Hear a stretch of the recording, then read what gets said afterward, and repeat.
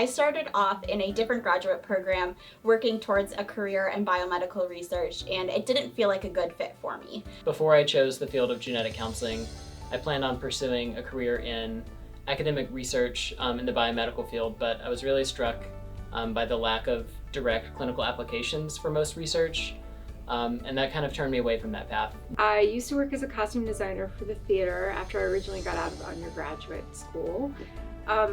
But at some point I started looking into transitioning into a career where I could have a meaningful impact on the lives of other people. Before coming to genetic counseling school, my background was in genetics research, and I knew I wanted more interaction with patients because listening to, empathizing with, and empowering others is extremely important and fulfilling to me. I actually heard an article on NPR about genetic counseling, and I'd never heard about it before, and I ended up looking into it, and it seemed like a really good match for me. I worked in a laboratory doing genetic testing and kind of was introduced to genetic counseling that way as well, and I realized that I wanted to work more with patients and outside of the laboratory. Before I decided to become a genetic counselor, I worked in science education, and I really enjoyed educating people, but at the same time I felt like there's a gap between the impact I wanted to have and what I was able to do just with education alone. After working for many years in the mental health field, I wanted to find a way to grow as an individual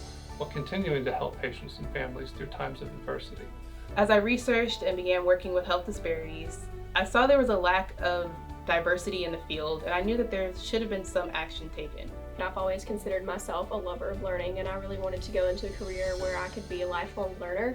I definitely found that in genetic counseling, and it was a big aspect that led me here. I really want to spread the awareness of genetic counseling in communities of color, and also just increase the utilization of the service. Not only do you have the genetics and the science and the education, but you also have this really unique opportunity to use counseling to kind of meet people where they are and listen to them and help empower them. When I began to chat with and shadow different genetic counselors, I saw that they were such great advocates for their patients. I really realized the importance of just being present with individuals and sharing in their experience. I think being able to connect with people, support them, and help provide the information that they need when they're making important decisions about their health can really empower them to take control of their experience.